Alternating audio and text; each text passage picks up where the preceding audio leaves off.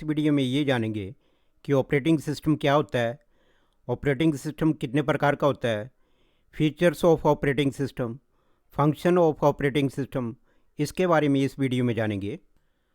तो यहाँ पे ये जितने भी दिए गए हैं ये ऑपरेटिंग सिस्टम है। ये जैसे पहला विंडो ऑपरेटिंग सिस्टम है, उसके बाद एंड्रॉयड ऑपरेटिंग सिस्टम है, उसके बाद एप्पल ऑपरेटिंग सिस्टम है, उसके बाद लिनक्स ऑपरेटिंग सिस्टम है। तो ये सभी ऑपरेटिंग सिस्टम है। इसके बाद हम जानेंगे व्हाट इज़ ऑपरेटिंग सिस्टम, इसकी डेफिनेशन है। ऑपरेटिंग सिस्टम कंप्यूटर पर चलने वाला सबसे महत्वपूर्ण सॉफ्टवेयर है। ये सिर्फ कंप्यूटर की मेमोरी प्रोसेस ही नहीं बल्कि सभी हार्डवेयर और सॉफ्टवेयर को भी मैनेज करने का काम करता है। बिना ऑपरेटिंग सिस्टम कंप्यूटर की कल्पना करना भी मुश्किल है। ऑपरेटिंग सिस्टम को इस तरह डिज़ाइन किया गया है कि ये कंप्यूटर के सभी रिसोर्स और ऑपरेशन को मैनेज कर सके। ऑपरेटिंग सिस्टम ये सुनिश्चित करता है कि सभी प्रोग्राम अच्छे से चलें। तो ये ऑपरेटिंग सिस्टम की डेफिनेशन है। इसके बाद हम जानेंगे types of operating system. Operating system कितने प्रकार का होता है इसके बारे में जानेंगे। तो पहला है बैच ऑपरेटिंग सिस्टम।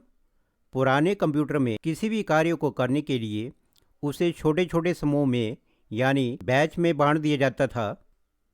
दूसरा है टाइम शेयरिंग ऑपरेटिंग सिस्टम।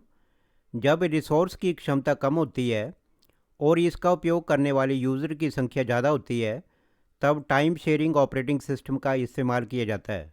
इसके बाद अगला ऑपरेटिंग सिस्टम है मल्टीटास्किंग ऑपरेटिंग सिस्टम। इसके नाम की तरह ही इस ऑपरेटिंग सिस्टम में एक साथ कई कार्य किए जा सकते हैं।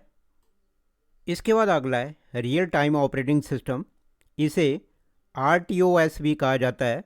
इसमें किसी भी काम को पूरा करने के लिए एक निर्धारित समय तय किया जाता है।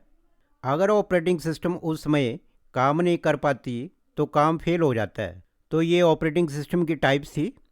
इसके बाद हम जानेंगे फीचर्स ऑफ ऑपरेटिंग सिस्टम। तो यहाँ पे पहला है मेमोरी मैनेजमेंट। कंप्यूटर की मेमोरी को मैनेज करने का काम मुख्य रूप से ऑपरेटिंग सिस्टम के द्वारा किया जाता है। मेमोरी में कौन से हिस्से का इस्तेमाल कौन सा प्रोग्राम कर रहा है इसकी जानकारी भी ऑपरेटिंग सिस्टम रखता है। मल्टी प्रोग्रामिंग को मैनेज करने का काम भी ऑपरेटिंग सिस्टम ही करता है। दूसरा है प्रोसेसर मैनेजमेंट। प्रोसेस के स्टेटस को ट्रैक करने का काम ऑपरेटिंग सिस्टम करती है। ये ट्रैफिक कंट्रोल के रूप में भी काम करती है।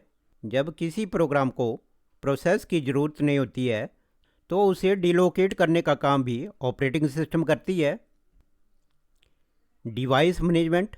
डिवाइस के जरिए ऑपरेटिंग सिस्टम डिवाइस कम्युनिकेशन को मैनेज करती है। सिस्टम के साथ जुड़े सभी डिवाइस को ट्रैक करने का काम भी यही करता है। इसे इनपुट आउटपुट कंट्रोलर भी कहा जाता है। इसके बाद अगला फीचर्स फाइल मैनेजमेंट है। ऑपरेटिंग सिस्टम कंप्यूटर की फाइल सिस्टम को भी ट्रैक करने का काम करती है। किसी भी प्रोग्राम को रिसोर्स देने का निर्णय ऑपरेटिंग सिस्टम द्वारा ही लिया जाता है। इसके बाद अगला फीचर्स है सिक्योरिटी मैनेजमेंट।